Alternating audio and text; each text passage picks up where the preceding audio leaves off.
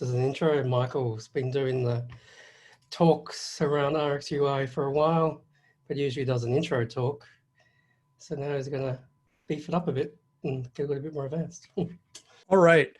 So yeah, like Glenn mentioned, I'm usually talking about intro stuff and kind of trying to get people interested in reactive extensions. But today, we're going to jump a little bit further in and do some advanced Rx and dragons here.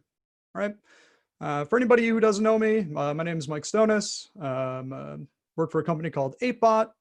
Build the Aurora controls. If you want to come and scream at me afterwards, if I say something stupid, if I say something wrong, which is likely to happen, you can go grab me on Twitter there, or you can go grab me at one of these websites and let me know what I did, good or bad. All right.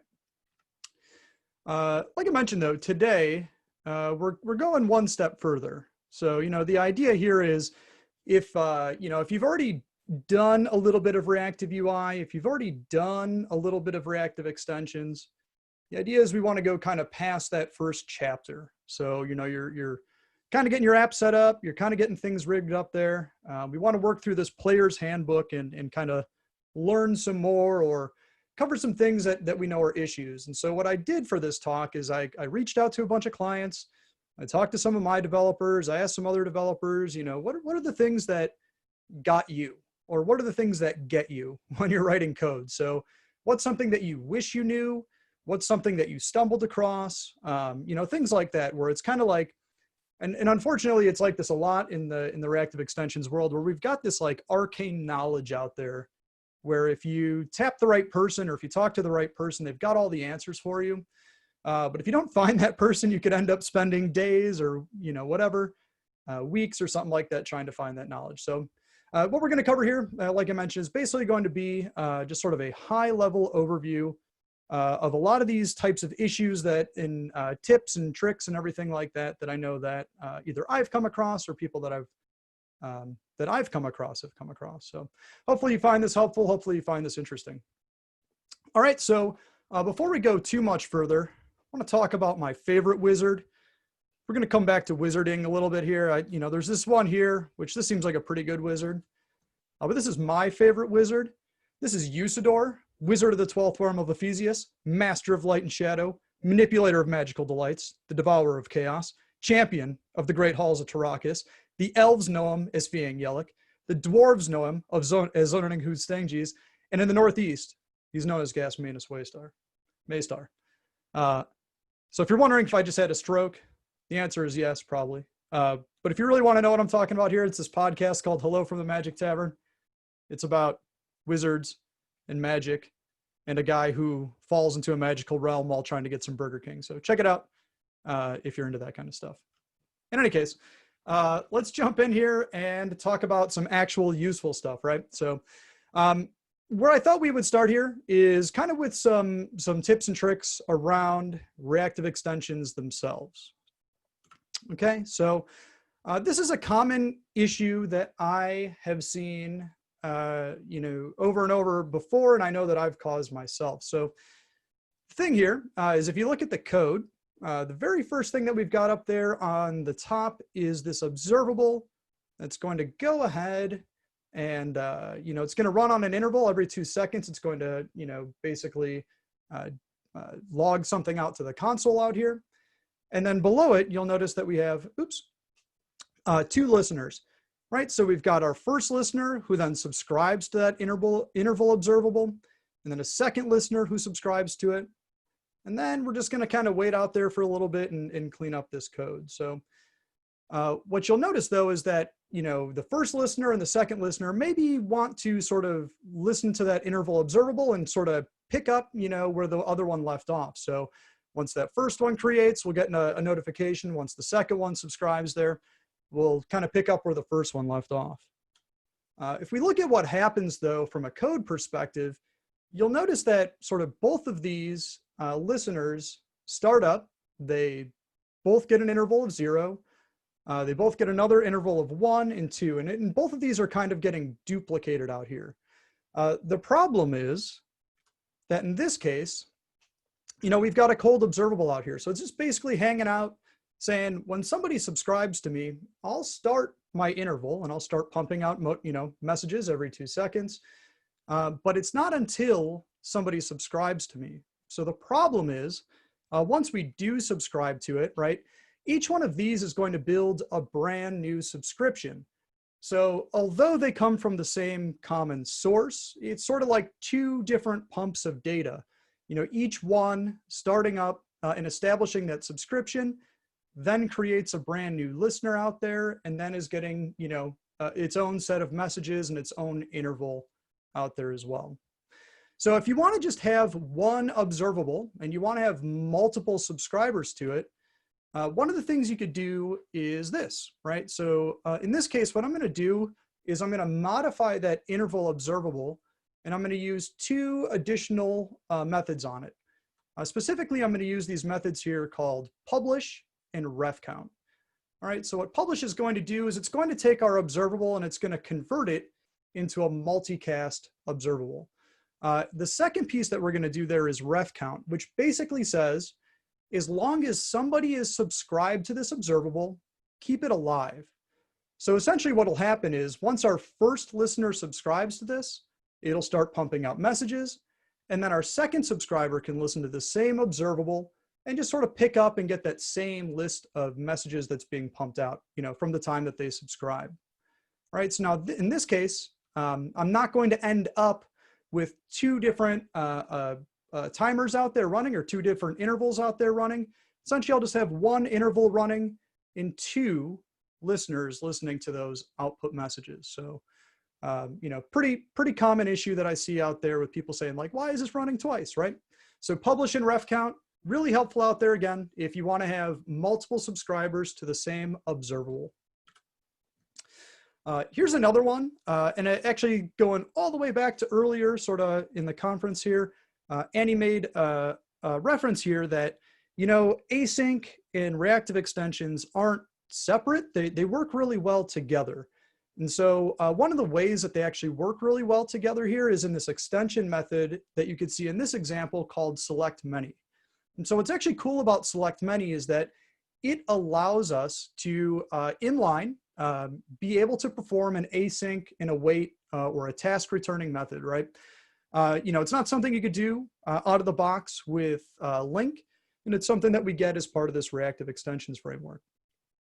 One of the issues with it though is if you use it out of the box, select many is basically just going to get in the notification. It's going to do whatever work it needs to do, and then it's going to send off that notification basically as fast as it can, right? So it's going to get it, if something runs longer, if something runs shorter, it doesn't really matter. It's just going to get it, process it, and push it along its way. And so if you look at this example here, we've got, this random number generator up on the top here. Each message that comes in, we just generate some new random delay. And then we're just going to write that out to the console for how long it took to process, and then we're going to push it forward as well. And so, I might, maybe as the consumer of this data, I would like to see it in order. So even if one took a long time to process, I'd like to get the result of one first before 2, 3, or 4. But in this case, the way it's set up again right now is that select many is kind of like a fire hose where everything's coming in, getting processed and pushed forward. And so if I were to look at the output of this right now, you could see that it's kind of all over the place, right? So I get all these messages in. You could see that, sort of 10 actually pumped out first, 3, 1, 4, 7, 2, 5, 6, it's all over the place, right? So depending on, again, like I mentioned, how long things took to process, how long it took to pump those notifications out. We don't have any guarantees out there for an ordered type delivery. But it turns out to support this, it's actually fairly straightforward. So instead of using that select many like we used before, we're instead going to change that select many to just a select. So now it's going to return out a task of T, or T's whatever the value is that we want to push forward. Our, async method in the middle there basically stays the same. There's really nothing that's changed there. But then finally, outside of this, you'll notice that we're going to use this concat operator.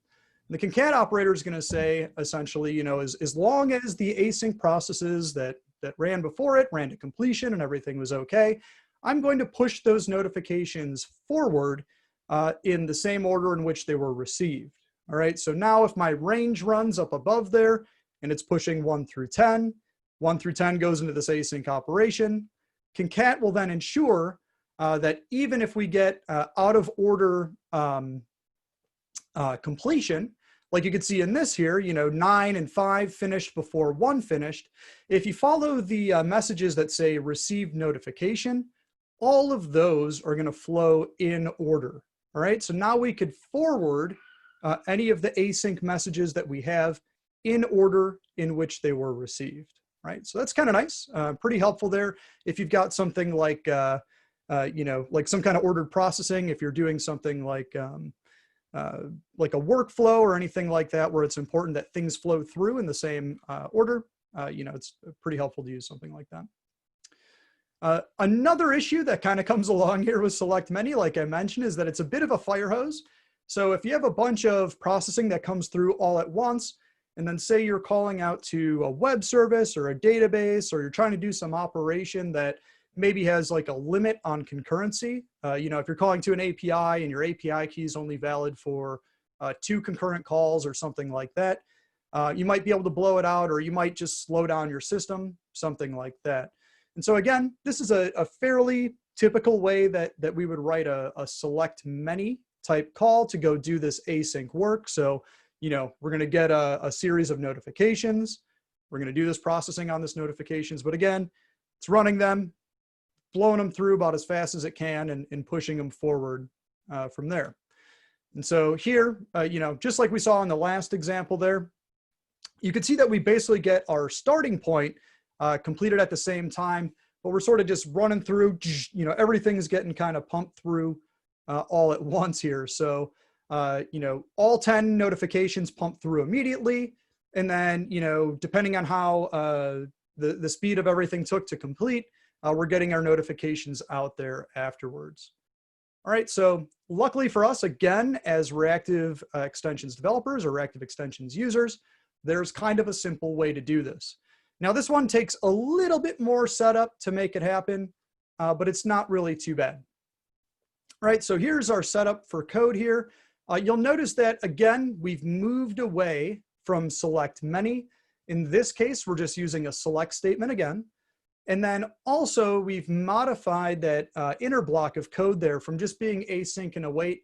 And now we're using this call here of observable.defer async, right? So it's basically saying there's going to be some async method that we want to execute, but hold on to it until the subscription occurs, or until it's basically ready there, if you want to think of it that way. The other key piece of this then is that we're going to have these deferred asynchronous observables, and we're going to marry that here with this method called merge, right? So merge is going to take a parameter, and that parameter is going to control the amount of concurrency that we'll have for this processing. So right now, I have this limited to just one instance of these deferred async observables at a time. If I knew that my service could handle 2 or 4 at a time or something like that, I would just change that number from 1 till 4 or 5 or whatever it is. And then I would be able to manage those in a more concurrent manner out there, right? And so again, pretty simple, a little bit of a slight tweak out there. We do have to change up, again, just the way that we present this here, but or the way that we construct this here a little bit, but not too bad of a change, right? And what this will get us then is the ability to get our messages in and then be able to sort of process them just sort of one at a time. So you'll kind of see here, I get my first message in, it goes and does the processing for that, 2, 3, 4, 5, 6, 7, 8, right? So if I've got something where, again, you've got some sort of limit on concurrency, this is sort of a nice way that we could use some of that built-in functionality to shut it down a little bit or constrain it a little bit so that we don't blow out our systems or don't, sort of fire hose something too bad. Cool. A next issue that I have here that's pretty common that I see is what I'll refer to as like priming the pump. So in a lot of cases, I'll see people create observables. This is a pretty common thing. We'll create an observable from event pattern. Maybe you're using the Awesome Pharmacist library to listen to some change events from a user interface element or something like that. But the thing is about this is that there may never be a value. And so again, I think this is maybe more something if you're kind of new to reactive extensions or things like that. I know this is something that's hit me before, is you kind of expect there to be something at the beginning, right? And so with this case, if nobody ever changes the text, I'll never get a notification, right? And maybe on my user interface, I need to have some kind of like a default value, or I want to show something, or I want to kind of set things up out there before I get up and running. And so to do that, again, we've got a very simple way to manage it, and it's just this start with operator. So start with is going to say, hey, even if we never receive an event pattern or an event from that text changed event out there on our text entry, just use this value as the starting value. So this way, if you need something to kind of trigger off, do any kind of pre-processing for your component, set up your user interface or something like that, you're just saying like, here is your starting value. So even if they never change it, you've at least got something to start. So super helpful out there just to kind of kick off a process if you need that. All right, next up, there's a lot of operators inside of reactive extensions that take schedulers. The same is also true in ReactiveUI, as we'll kind of see out there a little bit. But if you look through a lot of these components of reactive extensions, for example, if we've got something out here like range, range is an optional third parameter, actually takes a scheduler with it. A scheduler basically says, where do we want to schedule this work to run? And so in this example here, I'm not providing that additional scheduler. I'm going to say observable.range. I'm going to want it to go between 1 and 10. I want this to repeat, so it should repeat basically out here infinitely. And then I'm going to have it just, again, write out to the console with some coloring and things like that. Finally, then, what I'm going to do is I'm going to call dispose right away. So again, this basically should go, it's going to be a range from 1 and 10. The observable looks like it should repeat forever, but the very next line of code that I have after this subscription is I dispose it.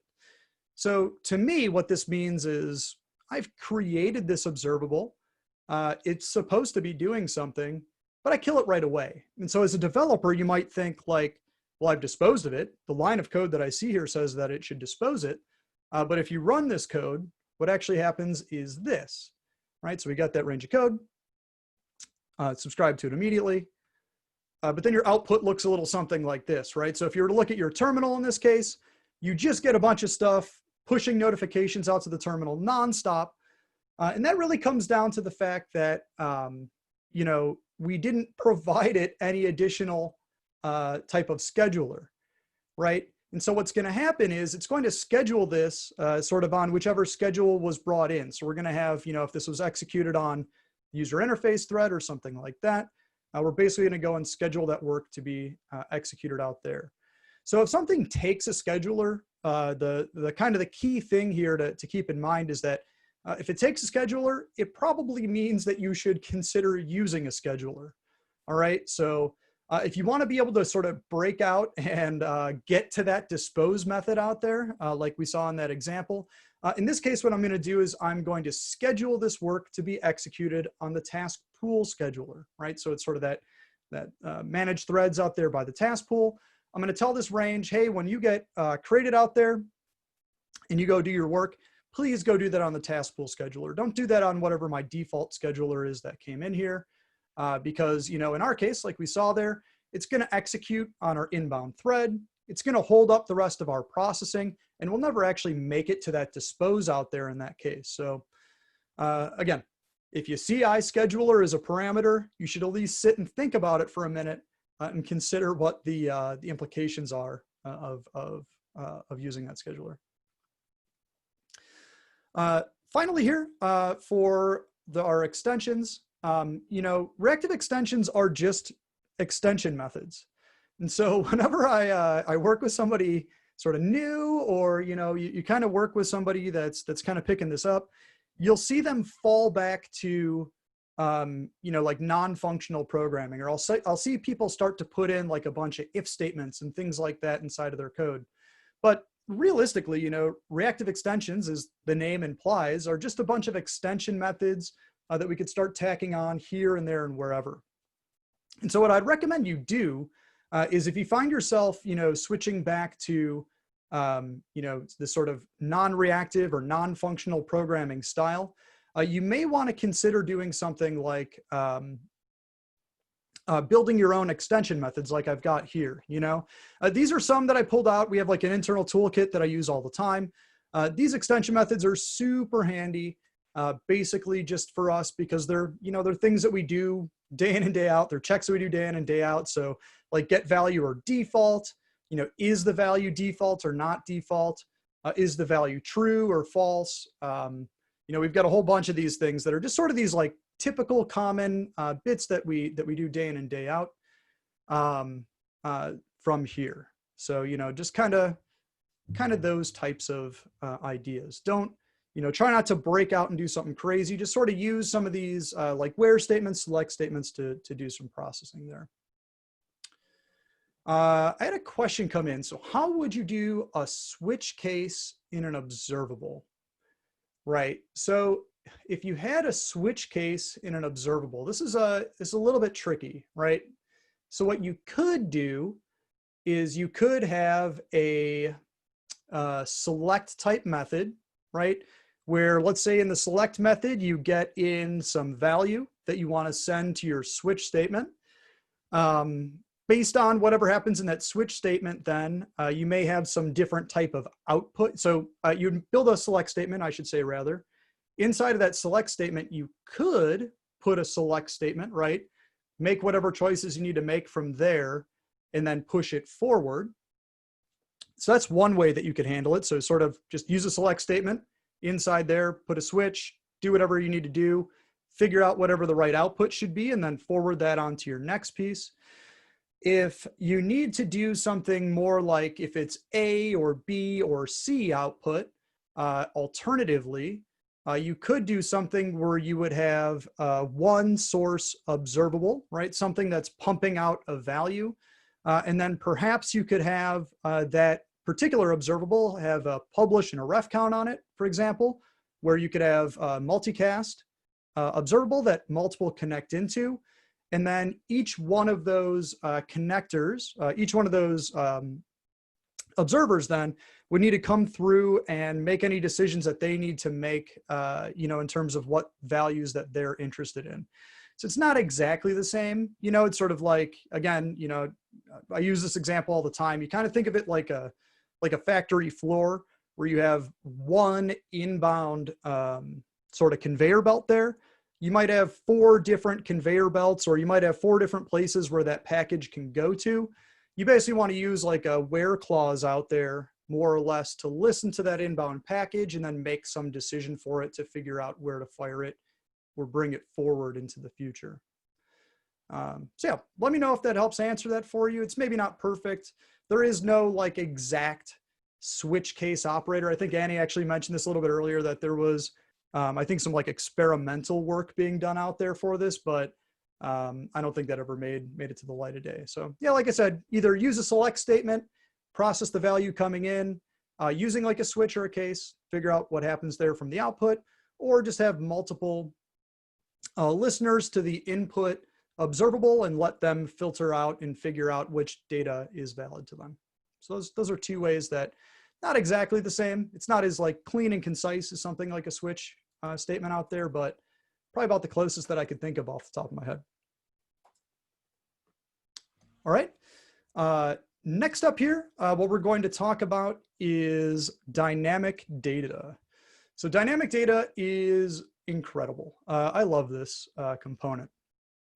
There's a few things about dynamic data though, that I know that I've gotten feedback from with people that are new to ReactiveUI and dynamic data that say that like setting it up is a little bit weird. And I don't know that I totally disagree. Once you do it a few times, it starts to make sense. But if you've never worked with setting up binding and dynamic data, or if you've set it up by looking at an example and you didn't feel good about it, I figured what would be helpful here is kind of just to take a few minutes, sort of talk through what it is and kind of get a feel for how we set this up, right?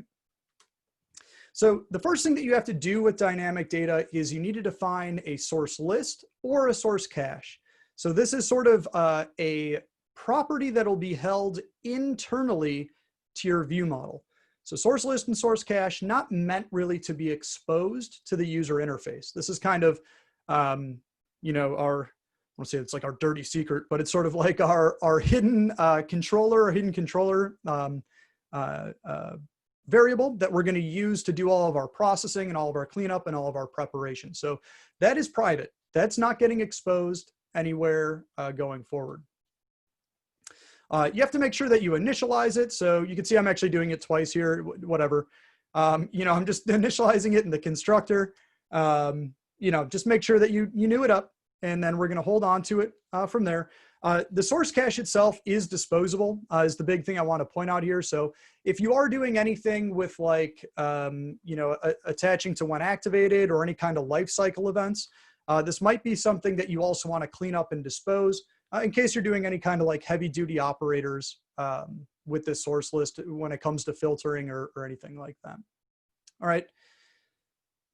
The next piece though of a source list is actually that I want to point out is going to be our externally exposed property. So here you can see I've just got, this is a reactive property. We're using the FODI attributes out here for reactive. It's got a public getter, private setter, and it's also exposed as IEnumerable. It's not exposed as anything crazy. It's not like an observable collection or anything like that. A cool thing, at least if you're using forms, is that forms will inspect your objects and see if they implement iNotify collection changed. So really, this is like the minimum surface area type property that we can expose out of here. So let's just get away with that if we can. All right. And so here, it's just IEnumerable. In this case, I've got this RSS entry, but this is the piece that we're going to show to the UI. All right, so now this is where I usually get feedback on this is weird and this is crazy, things like that. So the first thing that we have to do with the source is you have to connect to it, right? So we have to say, I'm interested in this data. I'm interested in updates to this data. Is really what that's saying out there. The next thing that we're going to do is we're going to tell it where we want to get these changes. It's not necessary that you have to do this, but this is a pretty typical example for what I see in code out here. So in this case, I'm going to say observe on rxep main thread scheduler, saying, you know, basically for downstream subscribers, I would like to schedule this work to be executed on my main thread.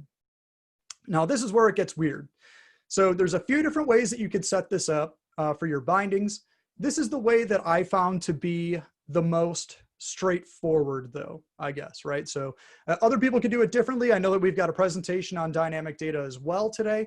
They may do it differently there. Totally fine. Again, this is kind of the way that my team and I have kind of arrived on being the most straightforward way to do this. So when we make this call to this bind method out here, it's basically going to build us an observable collection. It's this read-only observable collection that's going to listen to our source list. So this will kind of be our collection that we want to show to our UI, right? So this is going to be like our source of truth for the user interface. Now, in order to gain access to that collection, you'll notice that we have this kind of weird thing here. It's out var and then some variable that I assign it to. So what always gets people, or what I find always gets people, is they don't expect that that variable to be available immediately. Even though it says out, I understand that, and it says var and everything like that. It's just a little bit different than the typical design that we see a lot of times in .NET. And so when we use this binding operator here, this out var, you know, search results binding in this case, that variable is guaranteed to be set, you know, basically by the time I reach the end of this block of code here. So, you know, after I'm done with that dispose with and whatnot there in the describe, that search results binding variable is guaranteed to be available to me. And so what we do with that afterwards is then we're just going to take that variable and assign it to our IEnumerable. Okay, and so at this point in time going forward, we've got our connection to our dynamic data, you know, source list in this case, and it's going to be able to pump out any collection change notifications. We'll be able to assign this property and allow that to be bound to like a collection view or a list view or whatever it is in Xamarin Forms, if that's what we're using. and allow it to just kind of manage itself going forward there. So it's a little bit weird looking. Totally works though, 100% works. So just remember, when you do your binding, outvar something, take that something, and then just sort of bind it up to a public property, and you're kind of good to go from that point forward.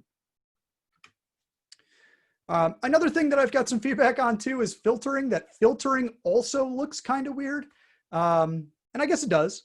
So in this case, what we're doing is we're going to build a filter based on some criteria, right? So basically what we want to do is we would like our list to be filtered and filtered down again whenever somebody enters a search query, right? So if we've got like a title bar or, a search bar at the top of our screen and then a list below it, I would like my data to be filtered and refiltered anytime somebody's typing through there.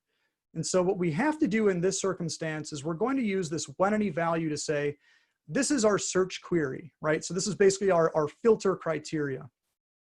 In a lot of cases, if you've got like a more complex app, you might have like a search bar, you might have a couple of toggle switches for doing like more, larger granular type filtering. If you want to do something like include this group or disclude that group, or, active or inactive type of things like that. You maybe merge a few properties together, but basically we just need some observable that says, this is our starting point for our filter criteria. From there, then what we do is we actually build this func. So again, I think this is the part that kind of like throws people off a little bit, because it's not something that we do all the time as .NET developers. So in here, you're going to notice that what I'm actually creating is a new func that's going to take in an RSS entry and return out a bool. So the part that I think gets people a little bit, or when I was talking to people about this, that could be a little bit confusing out here, is you kind of have to know what your inbound object will be in this case. So even though I'm building this filter sort of abstracted or a little bit separate from where I'm going to add it into my my source list down below, I still need to know that the object that's coming in is going to be an RSS entry. Additionally, then, I'm going to take that search parameter that came in from my observable up above. So you can see I've got search up here. And then I'm going to use it inside of that func, right? So in this case, I'm doing some kind of like fuzzy searching for something. And I'm going to compare it against my current RSS entry's title, right? So again, I know this looks a little bit weird. Building a func on the fly is maybe not something that a lot of us do all the time here. Maybe there could be some nicer syntax for this, and if you know it, please do let me know. But yeah, all we're doing is we're just building a function that takes in some value and returns out a Boolean, or takes in some object, returns out a Boolean, takes in an object, applies some filtering, and then returns out a Boolean whether or not it met that. And so down below then, finally, that filter that we created, so it's an observable of a func that takes in our object and returns a bool. We're going to apply this to this filter method down below, right? We could have written this in line inside of there as well. I didn't have to write it separately and assign it to a variable, but just these things could be a little bit verbose, and maybe just to unpack it a little bit and make it a little bit easier to read when it comes time to set up our filtering. I just abstracted it to a separate variable. All right, so again, what we're doing is we're setting up some kind of observable that's listening to criteria changes. Every time our criteria changes, it's going to go and build some new filtering func. That func will actually execute if our criteria changes again, so it'll automatically go through and update our filtering, and then we could use that to update our list out there, which I think again is kind of neat. Michael, you got another question. Yeah, where is bind? Oh, great question. Bind in this particular example is somewhere else. So this would have been an example of I pulled this from an example of some code where there was multiple listeners to my source.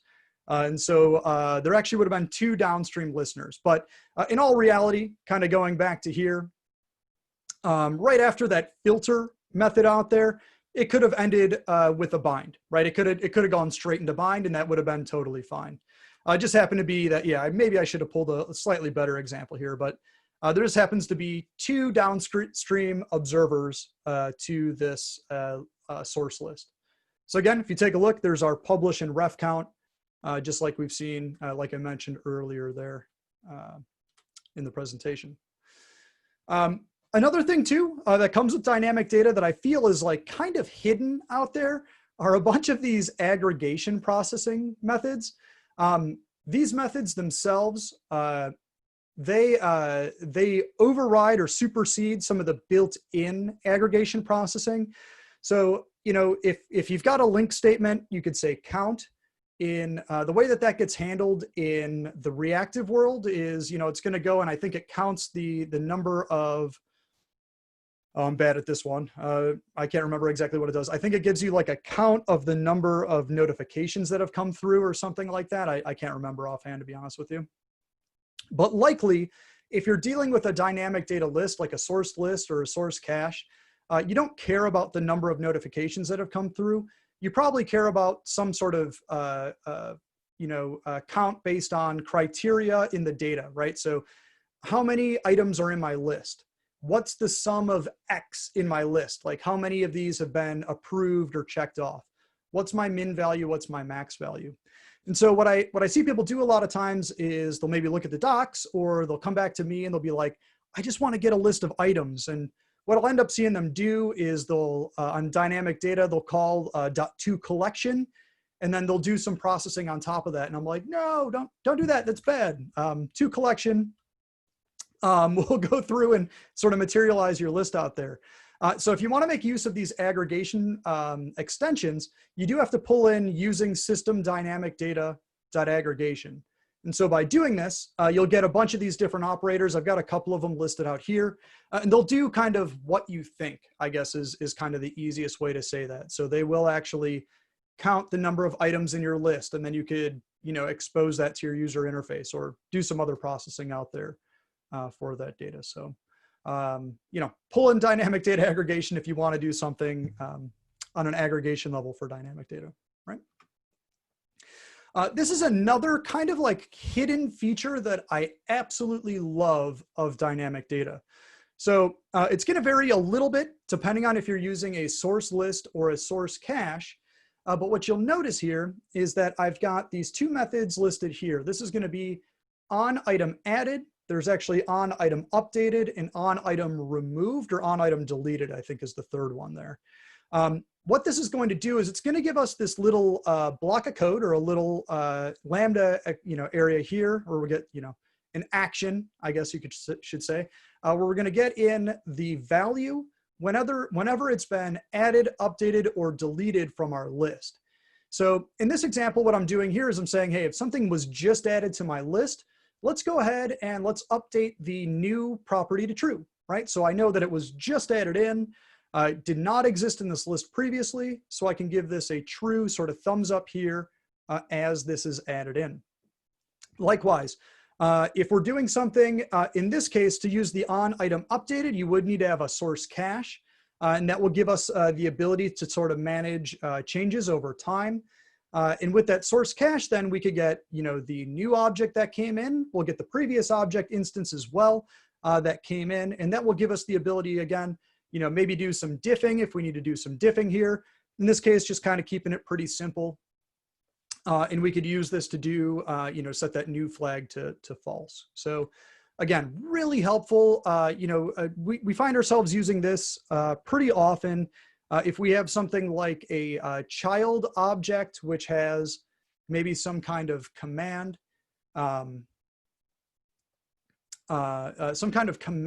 or a notification that needs to reach back out to like a parent view model, we'll use this on item added or updated to be able to sort of tie it back to the parent view model out there and be able to do whatever work that we need, back in that parent view model. So really helpful from those situations, from that stance.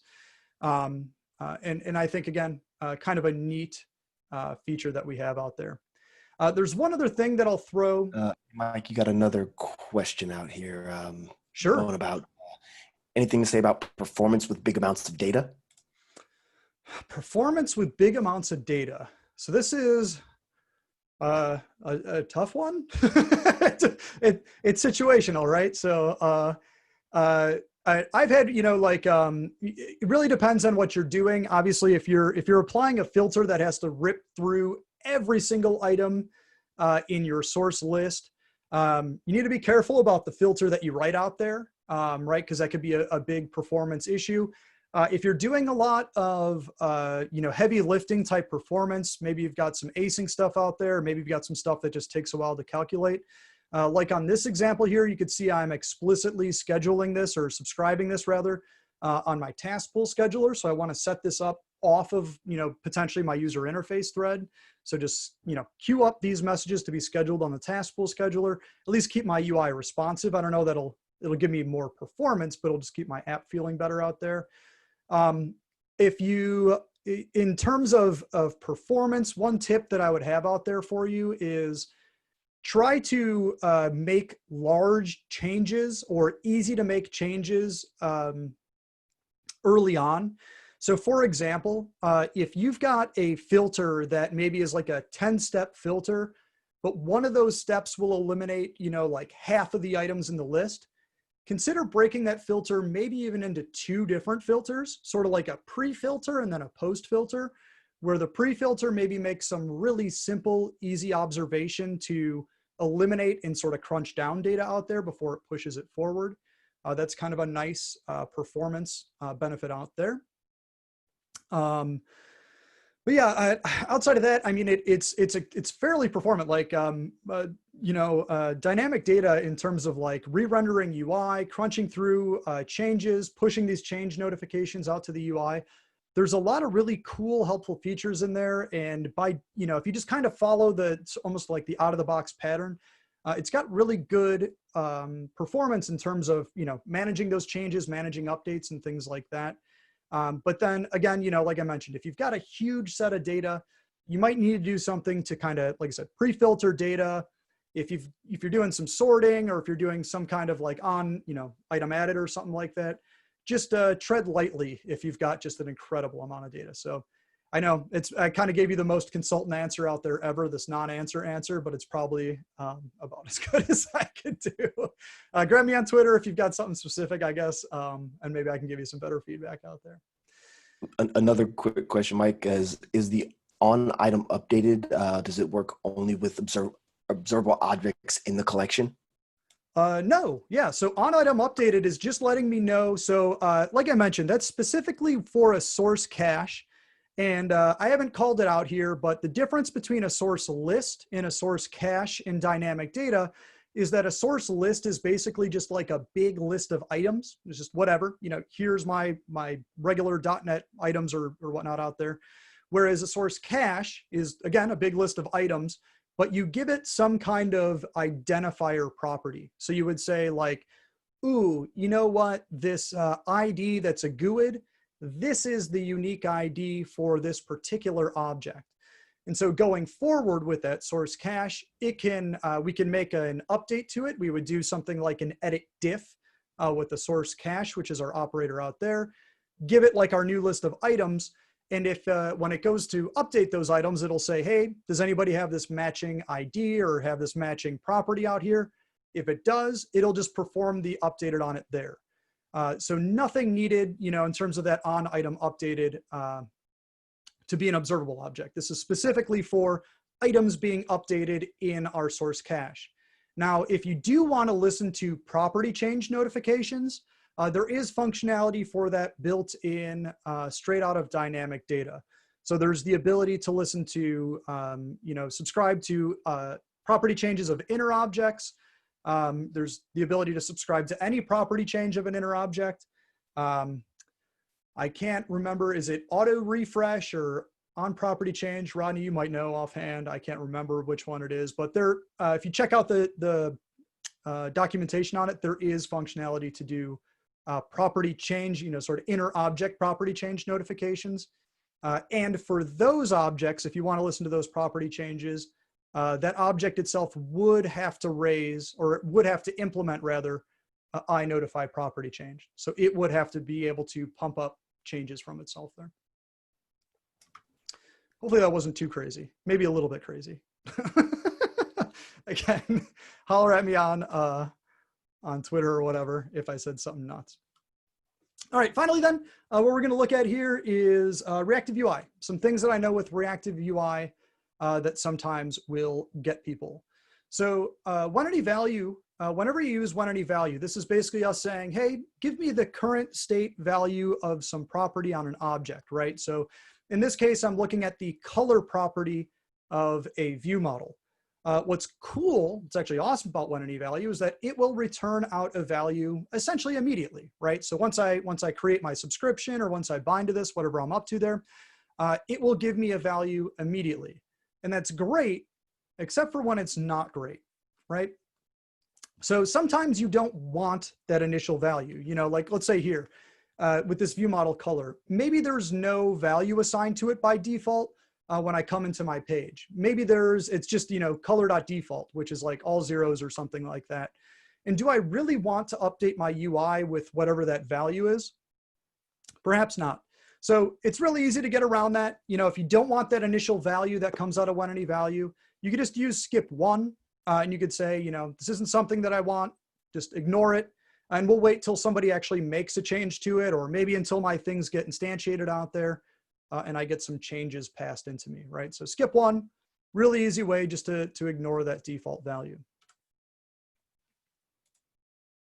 All right, another way where this could come to bite you is potentially if you're listening to something that could be null.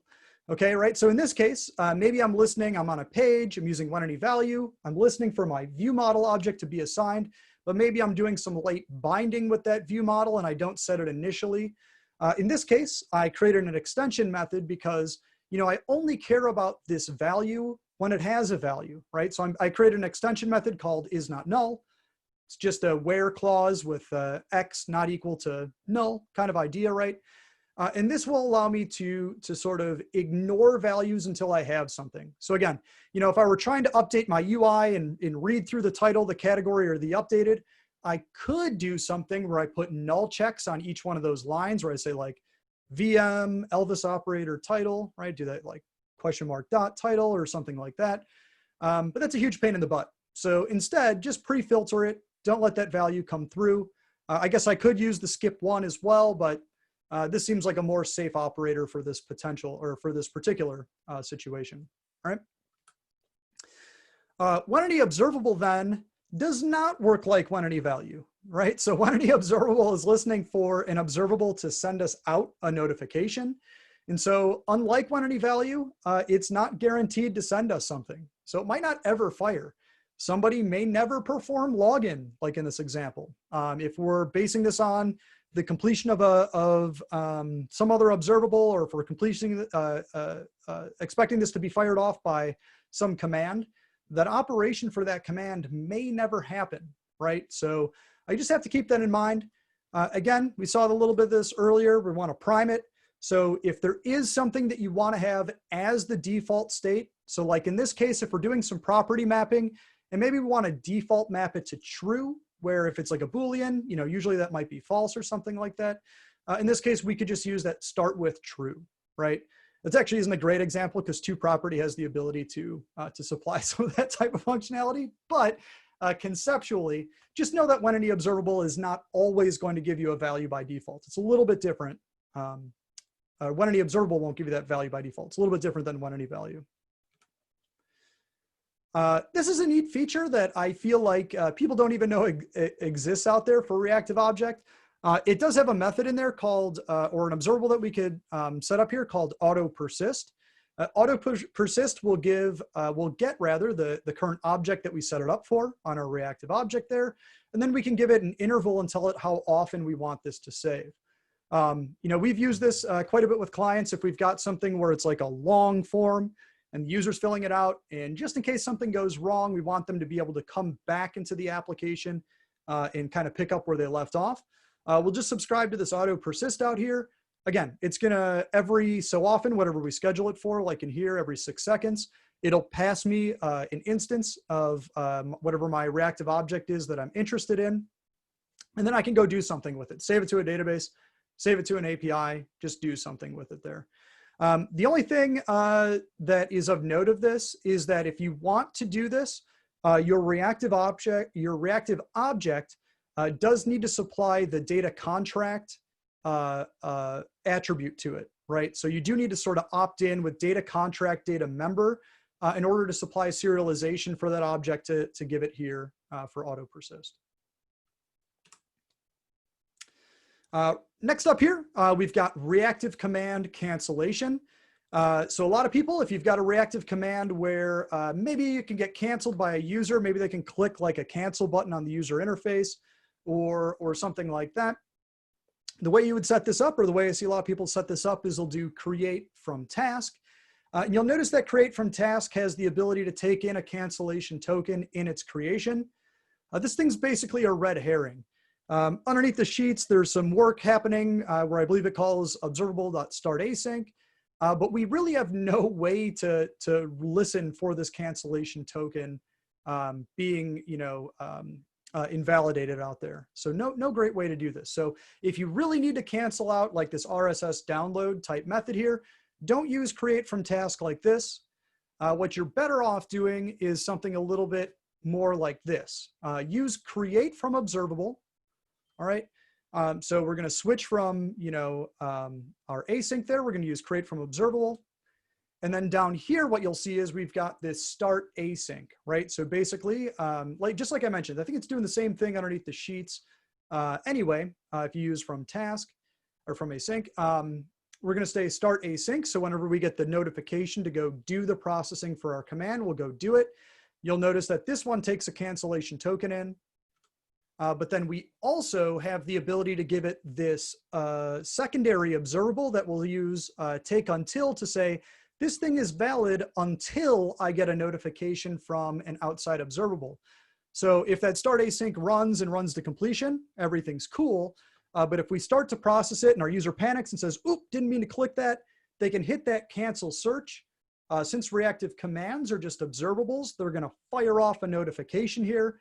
And then that notification will basically cancel our start async up above it there. And then that cancellation token could be inspected along the way, and we could clean up any resources or shut down any processing that we need to do out there. So again, if you truly need to cancel that command, don't use I don't want to say it's like the out of the box way. This is kind of like the actual real out of the box way, but again, it's this little bit of sort of hidden functionality that we need to know to get that set up there.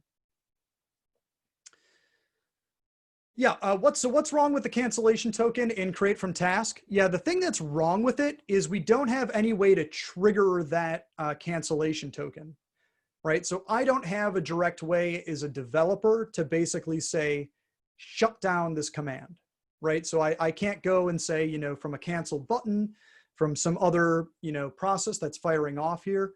It's just not exposed to me. So that's really the problem of the create from task from this perspective. Sort of set up there, but it's not directly exposed to me as a developer.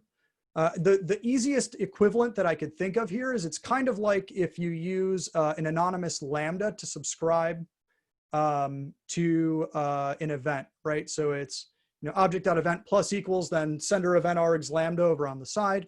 You have no direct way to unsubscribe to that thing, right?